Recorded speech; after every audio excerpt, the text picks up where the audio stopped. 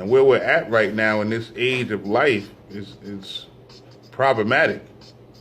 And I think that just the human race need to come together and say, look, we're not going to let the corporations destroy us or our planet or what we need to survive on this planet, which is air, water, food. They're destroying the basic needs that we have to survive on Earth. That Bible, that Quran, none of that is going to help when we can't drink the water, when we can't really eat no food without getting sick, without getting cancers and certain illnesses and diseases because the food is not right, because the ground is tainted, because the air is tainted, because the water is toxic. This is the real issue. I mean, at the end of the day, we can talk about God this and God that, but this is God's earth. He created this earth for us. And if we allow the corporations to destroy our planet while we fight over what color you are versus what color I am, or what region of the earth you're from versus whatever region of the earth I'm from, or what God do you worship versus what God do I worship, or what book of what God do I adorn my knowledge, whatever. We fight over garbage, this idiotic stuff, when the real enemy is destroying us every single day. The real enemy doesn't care about your skin color, your race, your ethnicity, your nationality, your religious preference. They don't care about none of that. We're just cattle. You know? We're just like those cows that they just feed anything so they can make money off of and inject steroids in them. And they don't care if those cows are diseased or those chickens are diseased. They don't care. They're just there to serve a purpose.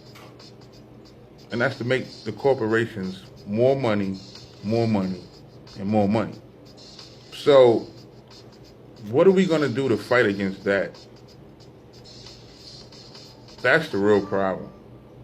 That's the real enemy. And what I'm speaking on is spoken in Isaiah chapter 14.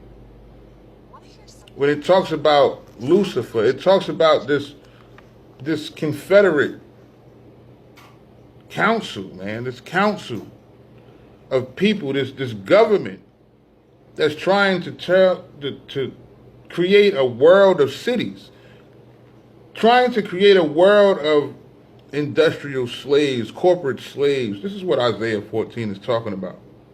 And this is something that we have to fight against.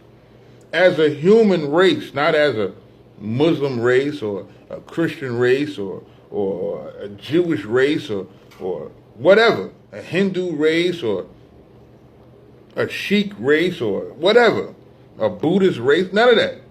We have to fight them on a human level. We're human beings. We were all created on this earth to protect it and to cultivate the earth and to receive the blessings of the fruits from the earth. And if we allow corporations to destroy the very fabric that will maintain our existence, then we are truly not in fear of God or in the respect of God's creation. We can't allow these people to destroy the beauty of what was made for us. And as long as we keep fighting each other over nothing, then we would never win this fight. Things like Black History Month, Hispanic History Month, this president's, whatever. It's always a separation. They separate, they divide to conquer. You have to realize that. They divide to conquer. This is all a strategic strategy. Keep us fighting one another. Keep us at odds with one another.